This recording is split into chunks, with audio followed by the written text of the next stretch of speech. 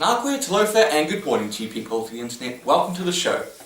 So today I've got some pretty awesome friends here with me. So PrinceLPJ and Jacob. Doesn't even know my YouTube name. It's CircleDerp, but nothing's on the channel yet. Okie doke. We thought we'd get together and discuss gaming, but not just any games. The games that really help shape who we are as gamers today. So. Yeah. More so shaped the way we look at games and the way we enjoy just playing them in general. And also gives you like a little bit of background of where we started. And maybe some of our earliest memories of games as well. Yeah. Jacob, as our guest, well, one of the guests, why don't you go first? So, I couldn't choose between which one to talk about, so I decided to talk about together because they're kind of the similar games. Spyro Year of the Dragon and and Crash Banjo-Kazooie Warped. Funnily enough, they're both the third in the series, if I remember correctly. Yes. Yep, they're both the third. Yeah. They're both the I third. think I'll talk about Spyro first because this one I did play. I played that one when I was a kid, but I don't. My most memorable memory of Spyro 3 was the honey level.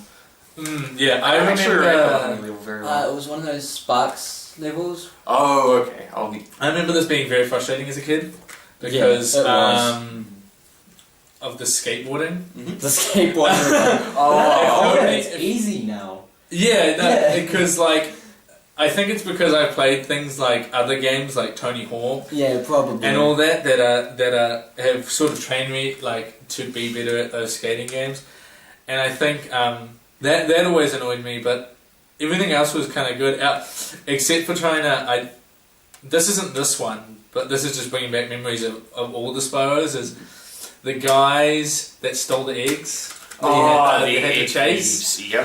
Yeah, they were ridiculous. There's one in particular. I can't remember where you are, but it's got there's like a speed track. Yeah. That's a molten crater. And it just you keep on getting faster, but he somehow just ducks out of the way right at the end. Right at the end. And you're just like. And then you complete it. You're like, yes, I've done it. And then they bring out an even faster guy. And you just throw the controller. And you throw the controller at the TV screen and say, "Fuck this, I'm out." I'm done with that. Yeah. But the game I remember most from my childhood is, I think, more than Spyro. Spyro was cool because I think it was one of the this Spyro and Crash were both times when these were the first mascots I really fell in love with.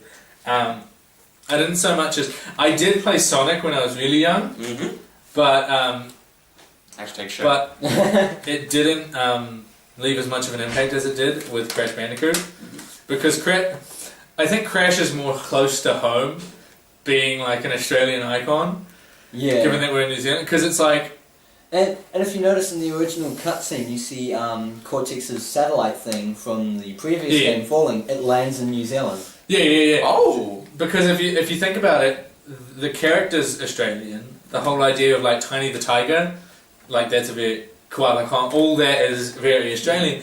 But the central the masks and everything, and the village levels Papu Papu and all that are very Pacific Island and Māori looking. That's actually true. So it's almost like the designers looked at both New Zealand and Australia, but put Australia almost because at the time of this game coming out, not many people knew what New Zealand was, which is very, very, very disheartening. But I think that was late 90s, early 2000s, right? Yeah, you know what's even funnier? The copies we have here are actually rated by the Australian Rating Board. You have to get a Thank goodness they don't rate our games anymore. Yeah, if this got a rating today, they'd probably rate it the same as GTA because that's how ridiculous it's gotten. No, this is just a side note on that whole rating thing. Is how did Saints Row get banned, but GTA was allowed to be sold? How does that make sense? Saints Row is a joke. It's making a joke of the whole idea. I don't know. Anyway, but yeah, another thing I remember of this, and my brother, me and my sister remember it, is that my brother and my other sister were not very good at this game. But they would pretend. So whenever I was having trouble, my brother would always be like, I'll do it for you, and he would like die You lose all your lives, basically. to like one life, and I'm like, I think I've got it. Yeah, but this is the first game I never 100%ed it, but it was the first game I got to the end. I have. It's not as bad as number one. It's not as bad as number one. Oh my god, number one was hell. I'm still attempting. I'm attempting to do number one. I think that might be an idea for a live stream. Yeah. At some point. A rage live stream, yes. Yeah. Crash Bandicoot Warped, which that's my copy, of course. I played when I was around 8 or 9. It was really fun, but I wouldn't really say it was influential on me as a gamer. Exactly. Like I really it was a really enjoyable game, and even looking on as an older gamer back at where we've gone with the original PlayStation, I can see it is a really incredible game. It's really enjoyable. Yeah, I was always my hero, whereas like people who played on like Nintendo, it was Mario, Sega, it was Sonic. Mm-hmm. You know what I mean? And Xbox, it was nothing. Master Chief, probably. Yeah, Master Chief, but that was for more like I'm talking about kids games. that's true. Yeah, but this was sort of the start of my love of not just Crash, But game. but specifically PlayStation, to be honest. Oh, yeah, PlayStation, yeah. And if I hadn't have grown that affection for the PlayStation brand, like what they were producing great games. They were producing they were like publishing. So they were allowing games like Spyro, which Crash. was an exclusive when it started. Now he's confused and he's crashed into a tree or something. And then Crash was another exclusive, and he, besides the ones that no one really likes to talk about, except for Wrath of Cortex. Wrath of Cortex was cool. Because that was exactly what people wanted about a for a PS2 Crash game. That was the PS2 Crash game everyone wanted. Yeah. Twinsanity, on the other hand, it wasn't what people asked for, but it was kind of what they needed because it was amazing. Well, I haven't played it, so I can't make it. You haven't played Twinsanity? Really play Twinsanity. Don't even bother with Mind Over Mutant or actually Crash of the Titans. Not Crash of the Titans. Mind Over Mutant is the one after Crash of the Titans. That one's good. Crash of the Titans is awful. Okay. Also, PS2 Crash races. Nitro Kart was amazing, and Tag Team wasn't as good as Nitro Kart. Tag Team is fun when you have multiple people. When you have multiple people, yeah. It is not good in adventure mode, but the other two. The good thing about the adventure mode is the different ways to kill Crash. That was fun. Okay. Yeah. Anyway, yeah, that's sort of. If it wasn't for this game, I wouldn't be a fan of PlayStation, because around the time I played this was like the time I was sort of coming up with who I would be going into like school and stuff. Yeah. Like, because I don't know how it works around the world. This came out when I was 1, I believe. That This came out in 98. 98, yeah, I think so. So Jacob would have been about 2, but because we were too young to play it back then. Well, 1998, Of course. So we wouldn't have played it till like the early 2000s, which by that point we would have been going to school. Still, that school would have taken up most of our time. Yeah, but this is back in an age when video stores were still a thing. That's true. Yeah. And we would go, it's the thing, you finish your homework or you finish what you're doing. Specifically for me, because this is getting personal, but I don't care about telling people because it's not that big a deal. My mum and dad went together, but I would go to my dad's, and he would always take me to the video shop, because we'd always get fish and chips the first day I was there. We'd go to the video shop. My brother had a PlayStation, but he had moved out, so he would rent out the PlayStation, rent out the game, and I had my own memory card. So I'd play it, and so it's also that fondness of I remember, it reminds me of my dad. I say it reminds me of my dad, that makes it sound like he's dead. He's not dead. He's still alive. It's just he lives quite far away, so it also reminds me of those weekends with him. The good old times. Yeah, it's that's what a lot of this video is. It's the nostalgia of game. Yeah. And I think I've talked too much about Crash Bandicoot, so I think it's about time to let someone else talk. Fair enough. So that's my view on those two. Johns, what's the game you want to talk about? Well, Bateman here doesn't have the actual game I want to talk about, but he does have the first. It was sort of like a 2-part sort of game series thing. Oddworld Abe's Odyssey. Well, the funny I thing wanted is- to talk about Oddworld Abe's Exodus. They're both. Exodus isn't really a sequel. It's not It's a more sequel, of like it's an just expansion. Really. Yeah, it's more of an expansion, but it's its own separate game sort of thing. Like you need your own disc and stuff like that. Yeah. I grew up, like, I think I was about 2 when I first played this, so I don't even remember playing this, but I remember playing... I imagine you like sucked super hard at it. I did. At the age of 2, I would have probably gotten myself killed more times than fucking crashed it in tag team racing. Oh yeah. in more ways than Crash did as well. But I mean, this game is amazing. Don't get me wrong, the visuals and art styles. But Abe's Exodus was always that one that like I remember strongly, and like I grew up playing that, and I used to always have trouble finding like every single. But like, what like. These two games are great. I just wish it was more like... Because this game, its gameplay wasn't that great. It was their first game, though. It was their first game. The art style, the sound, it was all amazing. The backstory... This is the was thing, all though. amazing. This is the thing, because that was made by Lorne Lanning. Yeah. Yeah, I think his Lanning. name is. Yeah, the Lorne legendary Lanning. limitless Limitless Manning. Yeah. Thank you, Caddy. He wasn't a game designer, though. No, he wasn't a game He was designer. not. He was an artist, and he had made shorts, like Yeah. movie shorts. So he approached this at like a movie, right? Yeah. That's why the gameplay sort of took a back seat to the vision he was trying to create. And where this one lacks in gameplay, it made up for like visuals, art style, and sound as well. Yeah. But Abe's Exodus took basically what was good, not good, what was bad about this and revamped it. Like the Like a gameplay, sequel should. like the gameplay was amazing. You could, instead of just commanding one person to come and follow you, you could command like 10. It was almost Or like, more. it's like a game that would remind me of it is Yoshi's Island. I mean, you've got them all following you, Yes. and if you ran one off a cliff, it was gone. Yeah. That's the same thing. If you ran Yeah. one into a trap, ran one off a cliff, ran one in front of a slope, it would be dead. It would Yeah. be dead. And that affects. And what I liked about this was that there were multiple endings. Like, you had to rescue at least half of them to get the good ending. But if you decided to be a douchebag and let them die and all that stuff, they let you die. they let you die. Because Essentially. essentially what happens is you get captured. Spoilers. Spoilers If anyone for wants a to play. 20-year-old game. Yeah, but still. But, this was very niche when it came out. Yeah. So people are only finding out about it now. yeah.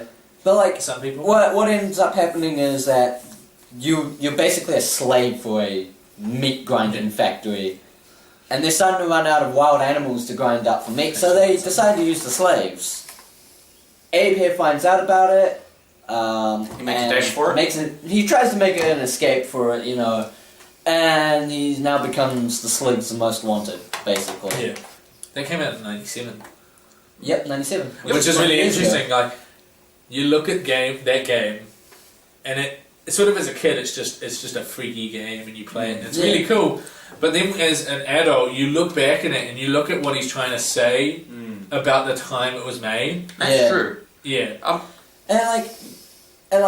So It's basically, Yeah, don't worry, I'll Abe have goes it around all. rescuing all his friends and all that, and then he gets to the end and he gets captured. You get right to the end, he gets captured, and then it This shows is a every cutscene.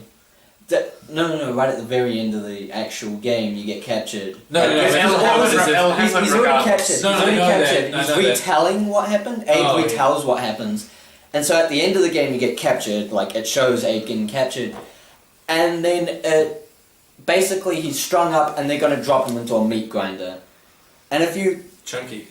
and They're you going to rescue turn him into enough- giblets. if you rescue enough, I guess they're Mudokon Mudokons. tribe members because they got the mystical powers like Abe. I does. think the idea in this basically what I think he's trying to get at is like he's trying to say that the Mudokons are like races like the Native Americans. Yeah, they're sort of like and the Pacific Native Islanders and Americans. that, like to do with that whole colonization.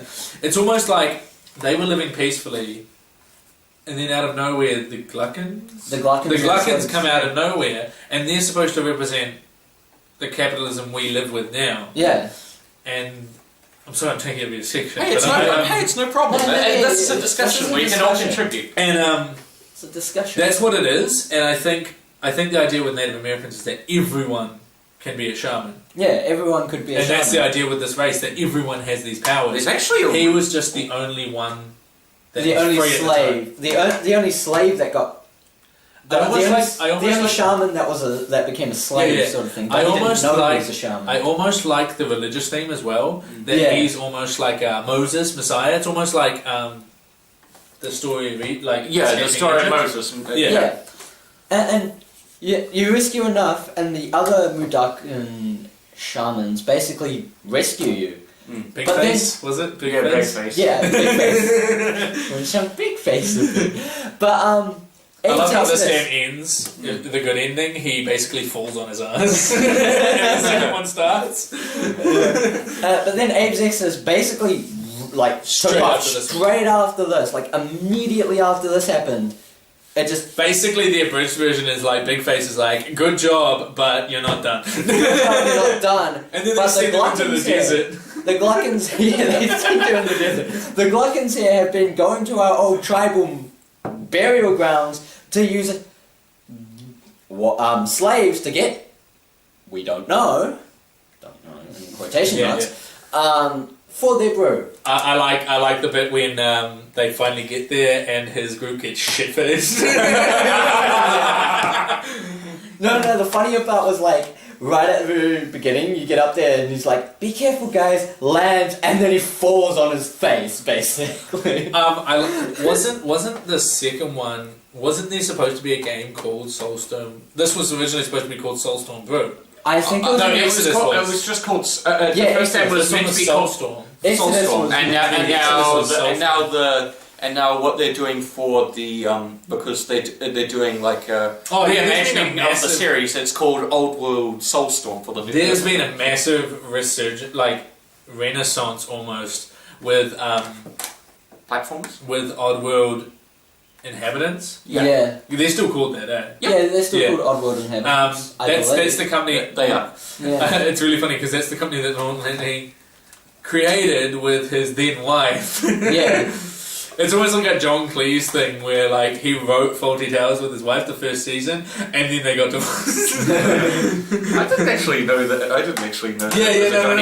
I knew Cleese was involved. He had a great quote about it where he's just like, I think he jokingly acts like the first season of Fawlty Towers was the reason they broke up, but they were having problems. But just the whole idea that like this sitcom was so good that it is probably the. On a side note, Fawlty Towers' best sitcom that had the shortest runtime. Yeah. Then Exodus came along directly after Odyssey, but like Exodus had so much more. Like were there your regular old Mudokon slaves to rescue? Oh, but then you had ones that were your regular ones, obviously. You had sad ones, sad ones that were like. I think you had to say sorry to them. You had to say sorry to them, and then they'd be fine. But if you punched them, they went all suicidal, which is dark and depressing. I think that in Exodus, like I think the environmental message in this one's good. But the message in Exodus is so much better because it relates more to real life. Because basically the idea is that, one, the corporations can do anything. They can desecrate grave sites if they want. And two, it's basically a big old thing about alcohol abuse in all honesty. And also about how feelings can change the way something happens. That's true. Say, mate, you know that one Mudokon where it's got the shower above them? Yeah. Like right at the beginning, and you turn the wheel and the water comes down and he goes angry. He's originally a sad one. Oh wow! If you wait there enough, he actually makes the sound that a sad one makes. Oh okay, I didn't know that. Yeah. And I imagine if you wait him, he would. He just becomes angry. Yeah. Okay. Oh. Okay. I just wanted to butt in here. When I was a kid, I didn't play this game. My older brother did. I didn't pick it up until I was in high school, and I really met these guys. I let him borrow it. He had Odyssey. I let him borrow it. I didn't pick it up until high school. And I've never been there. But I really enjoyed this game, but one of the reasons I didn't really play it when I was younger was because it had some really creepy imagery. Because at the start of the game, when there's the whole cutscene explaining why Abe is trying to escape Rupture Farms, I just remember that. there's the meat product that the Gluckins are plotting to, transform the Mudokons into. And, and it's a Mudokan head with the stake through it. I'm just like... That wasn't a censored version, was it? No, yeah. No, that was That was not the censored version. Yeah. The censored version, what they had in the censored version... It was a Mudokan ice cream cone. It was a Mudokan popsicle, basically. Popsicle, yeah. But in the uncensored, it's literally just a Mudokan head on a it's pipe, actually really basically. funny. I actually think the Mudokan popsicle thing is better because it kind of matches with another product that's shown in the thing. That's true. or something. The Scrab cakes, I think. Scrab cakes, yeah, because it looks similar. Yeah. I think that's cool imagery. Yeah. But that head on the spike is very... I also remembered something else. I remembered why there was no rebellion in the first place. Because the stitching on their mouth is supposed to keep them silent. But when they stitched his, they didn't stitch it right. Yeah. And he managed to be able to communicate with them. And then he ultimately made it so... Or the stitching was supposed to teach them not to talk, but they could still talk. They could and he just communicate to each other, gave them sort of the bravery to do it because they knew he was escaping. Yeah. But Anyway, back to Exodus, the emotions. So the sad ones, they would not follow you until you had apologized to them. Yeah. There was also the angry ones. My God, were these guys annoying? Assholes. They're assholes. They won't follow you at all. They're like you tell them to follow you, and they're like, no. didn't you have to say sorry to them as well? Yep, you have to say sorry to them as well. The annoying part is where there's Which one was the in one this that you had to too. slap? Like there was one that you had to slap. That's the one that the slugs put on laughing gas. Oh, But The laughing gas. yeah, was- you have to my God. you have to slap it out You'd of have to slap it out of slap its them out of it. out of its high phase, basically. you were But saying the angry ones. There's this one point in the second disc, I believe it is. Mm-hmm. I think you're in. Yeah, this is back then when it was multiple discs. I think you're in Soulstorm Brew at the time. That Final Fantasy level of discs. There's this part where you're in the background, and there's all these lightning or electricity things going off, and there's this one angry one just constantly pulling the lever to change the where the lightning ones are going off and on. So you have to time it right. But the worst part is there's this point before that where to activate the well for you to jump into, so you come out the other side to apologize to him. You got to turn this wheel, and it activates not only the well, but it activates a shower thing to make all these other ones angry, and they're fighting each other. And if you don't get there in time, they kill each other, and then they become depressed and suicidal, and then end up killing themselves. Oh wow. It's horrible. But yeah, and then there's the laughing gas ones like E Jacob for everyone. E for everyone. No, it's M15 It's plus. M15 plus. Well, that's for this one, actually. Yeah, I they don't know got what it that was for Exodus. Funnily enough, you know what's really funny about M15 plus? Just because it's M15 plus, I love the description. Low-level animated violence. Does that even warrant an M15 plus? Maybe like No. a PG-8 But here's the or funny thing something. about M15 plus here. In America, I imagine they get away with this too. No game shop gives a fuck. An M15 plus, no one cares. This was It's the R actually, one. It's only the R-rated. Actually, the funny ones. thing with the PlayStation and that, this was around the time when there was that big uproar about games. Yeah. Because GTA was becoming popular. And the new one was about to come out too. Well, not around this time, but when the PlayStation 2 came out, there's a massive controversy about video games in that time. Yeah. Because we had started having shooters in that. Oh. There were shooter games before, not real life shooters. Yeah, of course. Like Doom existed in that, right? But it was all pixely in that. But you started to get stuff like it never caused controversy, but Metal Gear Solid started coming out. Yeah. Stuff like that. Yes. That's another game that I should have talked about, but you don't have it. But No problem. No, yeah, that's fine. anyway, other emotions you had, the sick ones, like we mentioned earlier, you needed a special power to get them better, which you get. which you get after, towards the end of the first disc, basically. You go through Scrabania and Paramonia, that's right. And then there was the scariest one, for a kid at least, were the blind ones. Oh, especially the intro. Oh, Especially yes. the intro. Yeah, that was the That was the intro that I wanted to talk about. Yeah. That's the reason I brought up the mouths. Yeah. So, Jacob mentioned that the ones for Odyssey had stitched lips, right? Wait. This lips helps. were stitched. This helps with that whole like corporations can do anything theme, is because Yeah. So they had Mudokon slaves in the first you gotta Burial explain grounds what they're of actually digging up. of the burial grounds of the Mudokon tribes, digging up what the Mudokon slaves don't know, but it turns out to be bones. Which they use out of the Mudokon brew. bones, which they are putting into the brew. Wait. Spoiler. But the worst part is there's this part where a Mudokon slave is. This isn't a cutscene. He's basically got his pickaxe and he goes. This is like like this, pretty and then much he the stops. first thing you see This is before gameplay. basically the first thing you see before gameplay. He stops and he looks at the camera and his eyes are stitched shut. And ones that couldn't see. The luck of They waste no time in making you shit And your the, pants. and the scary music only adds to the horrible atmosphere. It's What the played, fuck? It's played out like a fucking horror movie scene. Yeah. That's the best part about That's it. the best part about it. And then these guys were. They weren't too difficult to manage, but the annoying thing about these guys is that because the regular ones can see you, they stop when you stop, sort of thing. But these guys can't see. You have to tell them. You to have stop. to tell them to stop. And if you don't, they just continue walking. They'll continue walking off onto the next screen, Talking the about next, and the next. gameplay, the way that it's mapped, like the way that you communicate with them, is actually really simplistic yet like beautifully well put together. Yeah. And the funny thing is with the blind ones, there is a rare glitch that happens sometimes. So say if on the next screen there's a hole, there's a rare glitch that they will continue walking instead of just stop and start working again. They'll continue walking, but because that's that screen over the hole. that screen isn't loaded at all, The sort hole of won't thing, be there. the hole won't be there, so they can just continue walking over the hole and appear on the other side of the hole.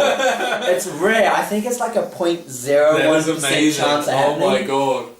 But I love when games do that. it's really funny to see that. The worst part is when the bird portal to get them through is on the left side of the hole and they're on the right side. Oh. Because the glitch, they've gone over And the hole. no, the worst thing is, as soon as you start chanting, they run towards the portal. They run towards the Even portal. if they're blind, because they can hear it. They can hear it happening, so they run towards it and then they fall. And the worst part about the blind ones is that there's specific moments where you're supposed to time it so that this like the platform will come up so that they can go on to the next one. Those ones were Anything horrible. time-based in this game sucks ass.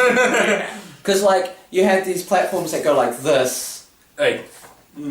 Anything time-based and well, not this one, but I'm just gonna call it. Oh no, this This one one was too. horrible. This one was Anything horrible. time-based in these games sucks ass. You wanna know something else? Lorna Lanning had a fucking fetish for time-based puzzles. Pretty much. They did. He literally did. Like 90% of the puzzles in it. And speaking of scary things about in these games, there's this one point in the second disc you're in. Trying to remember the name of it. It's not the Slug Barracks. It's the other one. The Boneworks? The Boneworks. It's the Boneworks. There's this part. If the where you name turn isn't out- scary enough. Yep. There's this part where basically you got to turn on these 5 boilers so that it activates a door for you to go through it. There's this part where boiler 3 and 4 are at the same. They're basically you activate them at similar times. There's this part where you're in the foreground at this point. You're in the foreground, and in the background you see That's the something 2 that boilers. really did well too. Oh yeah, this game, it may be 2D based, but there's a foreground and a background. There's a part where boilers 3 and 4 are happening. You're in the foreground, in the background you see boilers 3 and 4. You go to the next screen, and all of a sudden you just see, I think it's boiler 4 at this point, just looming. It's just this giant, because the boilers themselves look like gas masks, basically. That's what they're shaped like. It's just you this make money. giant I think that's face. Hashtag Doctor Who reference. Yeah, just this giant hashtag face. taking an hour to figure it. No, I got it immediately.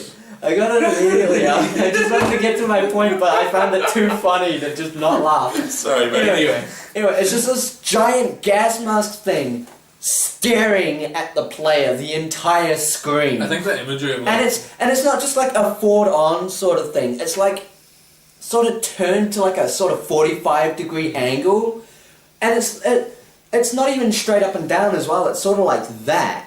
I think I remember what you're talking about. I never played it, but I did see that. Yeah, I think I should. The idea with that, I think, is that one, the gas mask is supposed to be symbolic because the slugs always wear them. Yeah, that, but they're also the environmental impact that they're eventually going to destroy the Earth. That's true. Or whatever the planet. Oddworld, obviously. And also the way you described how it's like it's not a perfectly symmetric thing. Yeah. Is because jagged shapes are more scary to people than a straight image. That's why they would have done that. Yeah, exactly. Yeah. Actually, no, perfect symmetry is scary too. Oh, yeah, Just perfect symmetry. close symmetry. enough.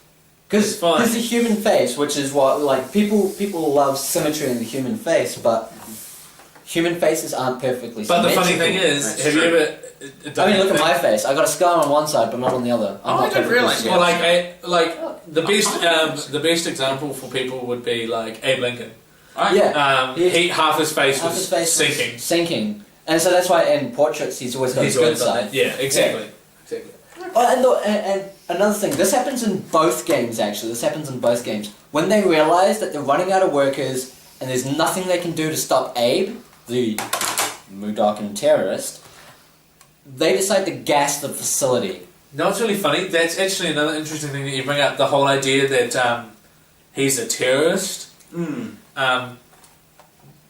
Granted, this came out before, Before 9/11. Before 9/11, so you would think, terrorism wouldn't be a massive subject, but you still got the war in not Afghanistan, but Iraq and that, which that's happening. But you've also got the stuff in Ireland.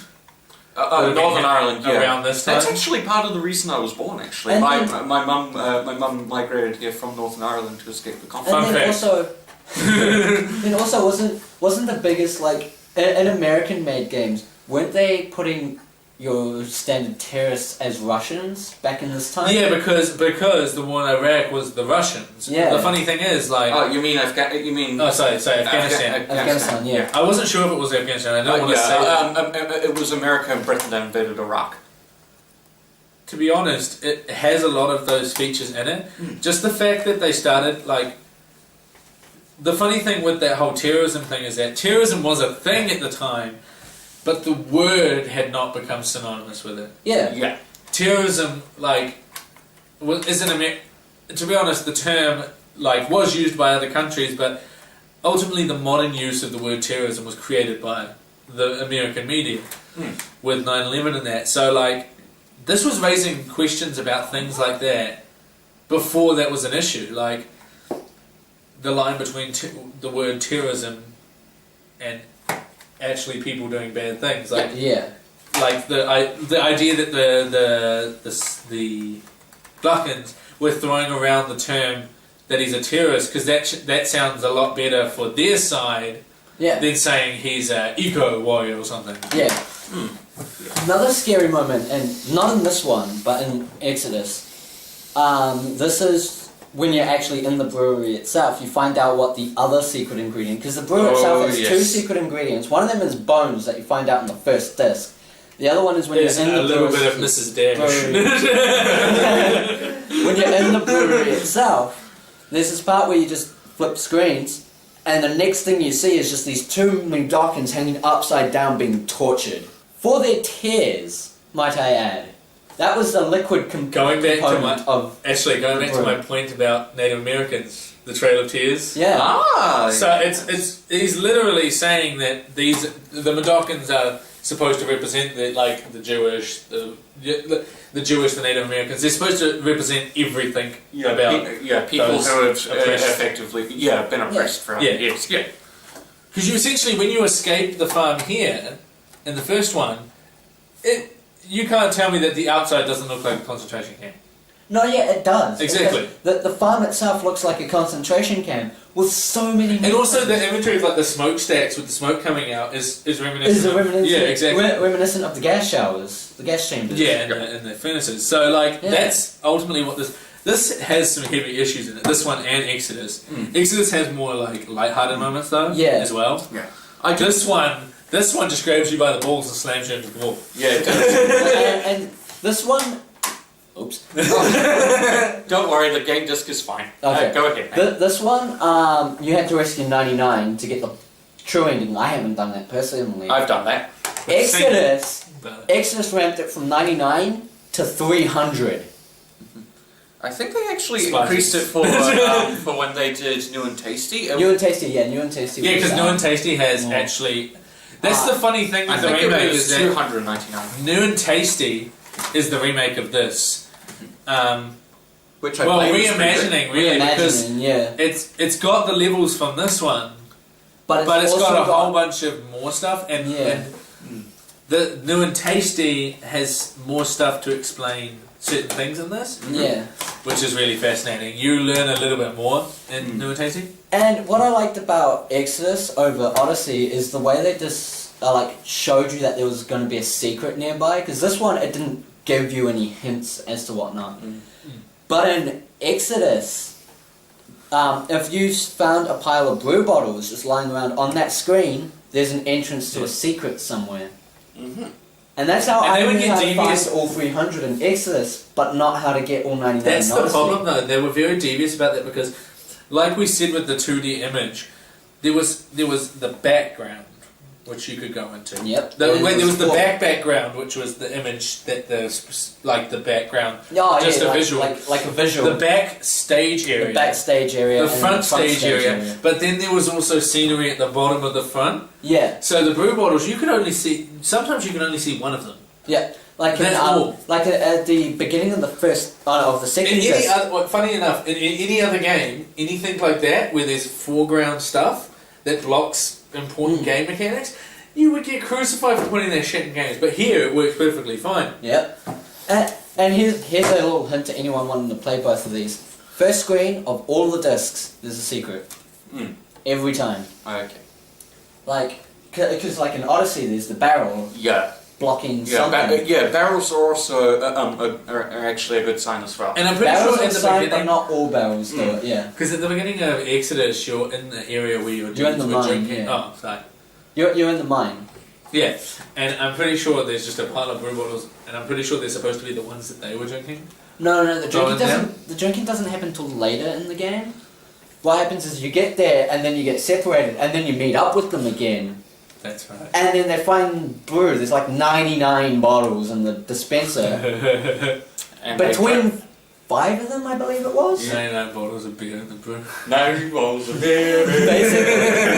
I think that's what that was supposed to I think represent. that was the joke. And No, this it is was when you either find that out- or that they couldn't program a display with more than 99 on it. I think so. Anyway, and then they get drunk. They get drunk Like off shit-faced wasting. 99 brew bottles between the 5 of them. Abe doesn't have any. Abe thinks it's bad because it's made Let's by do the the Rockins. maths. Yeah, fair enough. That's almost 20. It's a fucking lot. I think it's like 20 bottles per. I believe Yeah, it's 20. exactly. Anyway, and so Abe then, like, one of the guys just collapses due to him being drunk. Yeah. And the bottle rolls towards Abe. Abe picks it up, and that's where you find out that bones are an Yeah, ingredient. because he looks at the ingredients. He looks at the ingredients and is like, brew is made from our bones. And then this is where you see the second blind Mudokan ever. And he goes, well, you gotta get us out of there. And so then Abe goes, okay, follow me. And then Oh yeah, follow me. he dies. He dies. Yeah, that was never counted as a casualty for some reason. Yeah. Hey, how are we doing on tears? 20 gallons an hour, boss. What? That is not near enough! How are we going to get that deep, rich flavor? That's smooth without being bitter?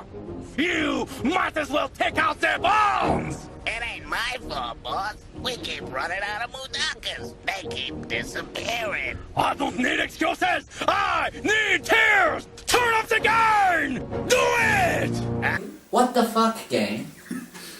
What? I didn't wake up to find people being tortured. I didn't want to wake up to find that. Well, it is to reinforce the message after all, Johns. I mean, I guess that's where they get the liquid components of the brew. Oh yeah, that The tears. I remember that. I was talking about the Trail of Tears. Yeah, The the connection between like Yeah. the main characters and But native yeah, characters. but the shocking imagery is what makes this game good. and it also plays into the messages of the extremities of capitalism. This really affected you as a game. As a gamer. This was like this would have been like one of the first games I completed. Not the first game I played, but it was one of the first games I completed. First game I played was actually Tomb Raider, the original one. I played that before I played Abe's Odyssey.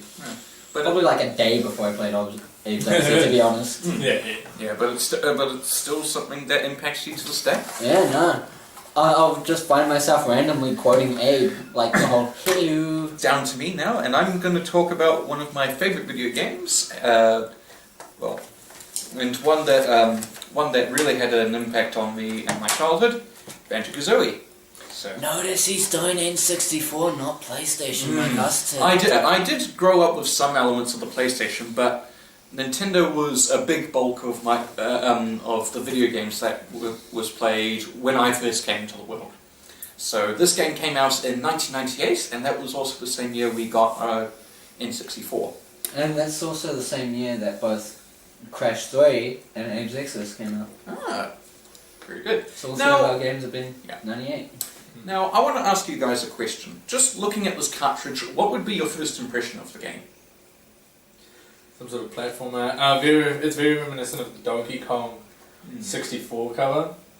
I think there was a Donkey Kong 64. Yeah, there was, and it was done No, by the there was same. Donkey Kong Country. No, that was on the Super Nintendo. Yeah, but it was Yeah, made by the same 64, yeah. people.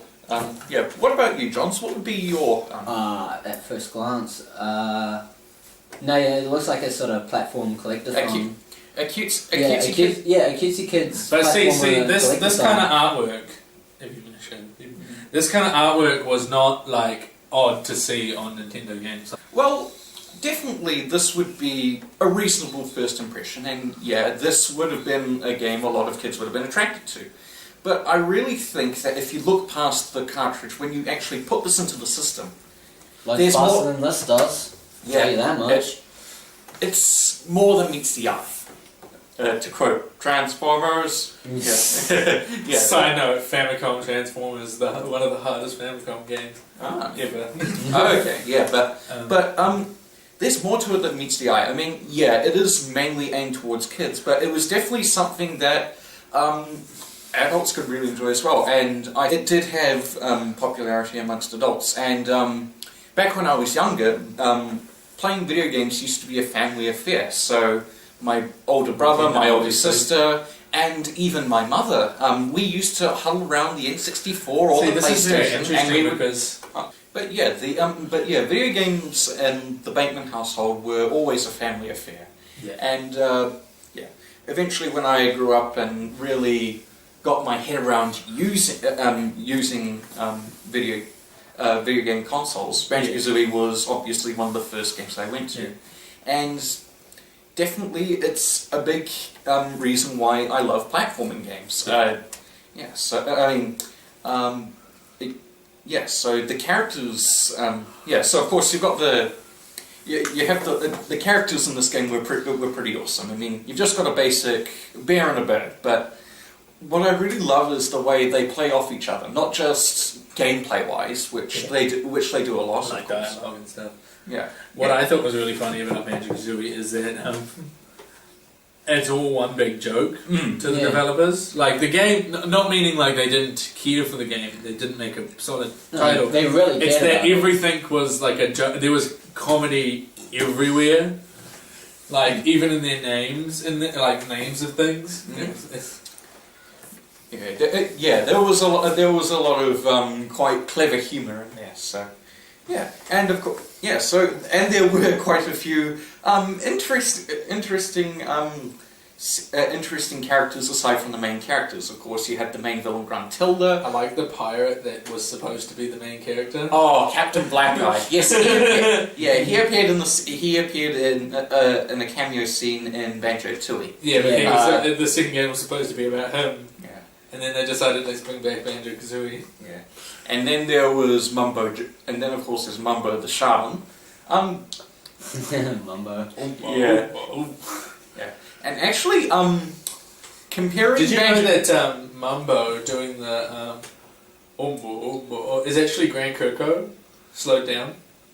I did not. But one of the things I will say is that, of course, when the characters speak, there will be that. The Peanuts adult sort of sound. Yeah. But it's all relevant to what character's talking. Yeah. Yeah. And of course, Like, the characters' heads appear when they're talking to What each is it? other. Banjo's got that like whoa whoa whoa whoa. Yeah, and then like the birds like Yeah, and then Mumbo's like. and then Gruntilda's always like a witch. Yeah. It's awesome. Yeah. I was going to say that Mumbo's face actually looked scarier back then than it did when than it does with Banjo-Tooie. It's more It was so more like it was just the angle. It just looked really threatening. to me it just looked to me So it was like always the asymmetrical things. Look to me scary. it was always the way that like N64 stuff was animated. It was very square. Yeah, it was very blocky and So square. like early PS1. Yeah. Like Tekken. Yeah, like Tekken. Yeah. But yeah, I do really like the diverse cast. The gameplay, of course, was really fun. And again, relating back to Banjo and Kazooie, the way you could use them to play off each other was really useful. Like, So like Kazooie flying. yeah, Kazooie is actually Like the right she actually does most of the work in this duo though, because yeah, Banjo does do some things for himself, but Kazooie's the one who fires the eggs, who flies, and who can use special abilities. They kind of make a joke about that in Nuts and Bolts, which is the third one, but it's not really like considered Yeah. the By third one. fans, not But considered. they make a joke at the beginning where Banjo, because it's been so long between Banjo-Tooie and Banjo-Kazooie, he's gotten fat. Yeah. Yeah, and then refuses to tell him trot. Yeah.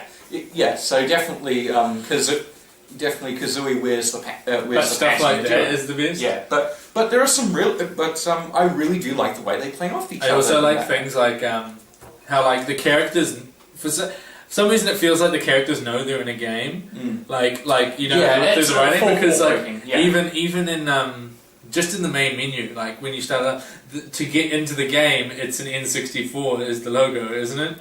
Because on the Xbox version, because they remade this one and Banjo-Tooie for the Xbox, it's a stack of Xboxes to start the game, which I thought was funny. Yeah, it is. The music is awesome. Yeah, well, I'll get to the music in a moment, but I would say the one move that I loved in this game was the Wonder Wing. So, Is that the one you need to collect all the feathers for? Yeah, golden feathers. So, so of course you've got all these collectibles. There's the golden jiggies,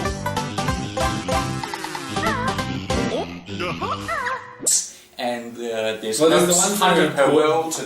important to the game, like to progress is the jiggies. Yeah, and There's the notes. Of Oh, course. that's all you need really to jiggies and finish. notes, But yeah, if you yeah. want to get the game 100% and make it easier Yeah, for yourself, the feathers are more for abilities though. oh yeah. Which you need to get jiggy. Yeah, so of course, one of the moves called the Wonder Wing you require gold feathers for, and this allows you temporary invisibility for as long as you have the feathers.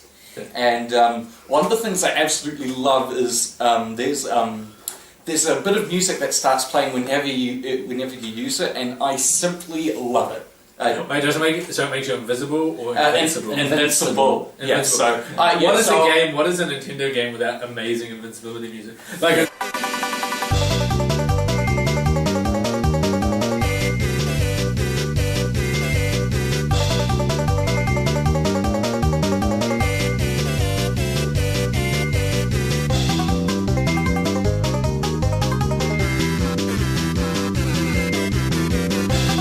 You said Grant Kirkhope, who was the musician, he did an amazing job. This guy is a freaking legend. He went on to work on other he was. It was really funny. They asked him to come in and do this, and then after this came out, they were like, "You're amazing." So Rare actually hired him on as a full-time musician. He actually became the musical director at Rare for a while, I think. So he worked on GoldenEye, Conker's Bad Fur Day, stuff like that. Yeah. So Honestly, he's a legend. My Honestly, favourite track. my recommendation to you guys and to my viewers, take a look at some of the bits of music from the Banjo-Kazooie soundtrack. They're I like the simply song. incredible. I like the track that's like. Wah, wah, wah, wah, wah, Oh, that's One of the worlds I particularly remember was Click Clock Woods. So it was a forest, and you had 4 different doors, which would take you to the same forest during the summer, the autumn, the winter, and the spring. Oh, that's cool. Oh, so And so you had to go around. And so you had to go around and find all these, and you had to do all these tasks utilising all the different seasons. And I thought that was a really clever mechanic. And I think that was a it's really like, great So like you'd have to collect something, or like talk to someone in one season. They tell you to collect something that's in another. Yeah, season. It's like Ocarina of Time. Yeah. Like with the guy, the Song of Storms. He teaches it to you, and then you go back into the past and teach him it. Yes. So To teach you. Yeah, and for example, there's there's a beaver called Nabnut.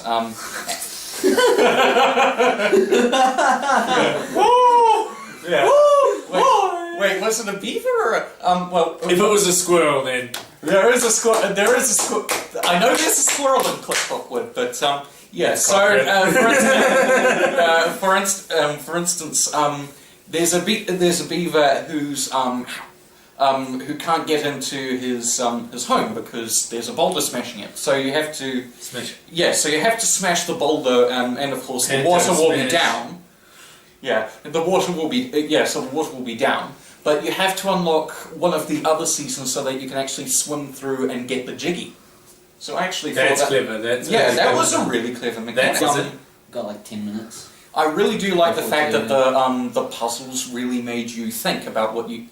I like how the game was literally about puzzles. Of course. It made you. I like the way that it made the player really think about what they had to do. So it kept them on also using very. It was like some fourth dimensional thinking. Like for instance, you could get a power up in a level, and you could take it out and you could use it in the immediate area of the level. And sometimes there was puzzles there that required the power. Yes, the level. I remember one that was like with the ant. You can do something with the ant when you leave the first level. Yeah, and there's another one where you unlock a spring pad right near the desert level entrance, and if you jump into the vase, it'll take you down to a swamp area where you'll be able to get access to a Jiggy. So I thought that was really clever. So even in the hub world, you had to. It kept you on your toes. Yeah, everything was an adventure. But yeah, I really love the creativity, the care, everything that just went into creating this game. And my family did as well. And that's a big part of the reason that we fell in love with gaming. And the sequel's fantastic. I've got a copy of the Banjo-Tooie other as sequel well. isn't. Yeah, Banjo-Tooie was a really good sequel. It's took what made this game great and made it better with like a solid sequel should. Yeah, it's like the same thing that happened with Oddworld. Yeah, and Crash Bandicoot just kept getting better with all 3 of them. So Banjo-Tooie was fantastic. New characters, still more great music from Kirkhope, new moves, and all the comedy as well, including in an underwater level where you had to protect a pig called Crispy Bacon. And then there was Nuts and Bolts, which, as Jacob said, wasn't a very good Banjo-Kazooie game. This is when Rare. That was in the time when Rare was owned by Microsoft, and Microsoft sort of just. It was a game ruined by the lack of focus groups because companies like Microsoft and they don't really like to use focus groups when they should because their games are shit. The game isn't really. For a nostalgic Banjo-Kazooie fan, isn't exactly what you want. Yeah, they took away the collectathon stuff and added in power building. But I would say which is a cool mechanic. They would make a really good game. Just not entirely replace it. But I would still say there's still elements of the charm that made that game the series great. Like there's still the comedy. There's still the comedy. The music, while it's not done by Kirkhope, is still pretty good. When you start the game, it's Banjo's this fat fuck, and Gruntilda is just a head in a jar. And so that's pretty good. And of course, one of the other things was, of course, its spiritual successor, Ukulele, which Jacob's been alluding to. I haven't played it yet. I have played the first couple of worlds. I've seen a 100% playthrough of the game.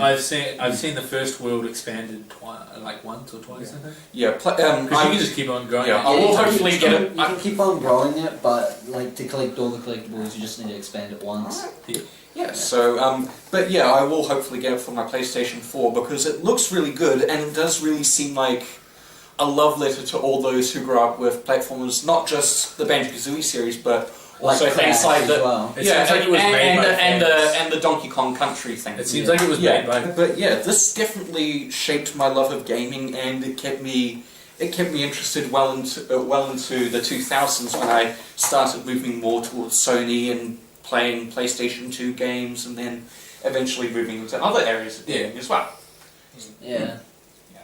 Yeah, so I hope that gives everyone a little taste of what we like. Yeah, We hopefully at some point out want at, to hopefully at some point get together and do a Get together and do a let's play of like all three of these. Yeah.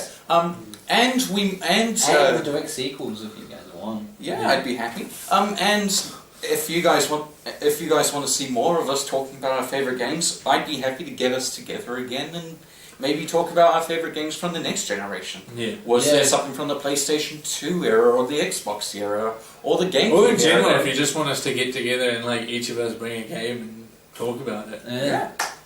Like that'd be cool. We could do a theme thing. Yeah. I think Choose that'd a be theme every Yeah, day. I think that'd be this great. one's like platformers. So This one's more nostalgia. That's Yeah, nostalgia actually. Yeah, this one's nostalgia. It just so happened that all three of us picked platformers. well, Anyway, thank you guys so much for joining us. Feel free to like this video, subscribe for more, and until next time, goodbye. Haerera. Subbits.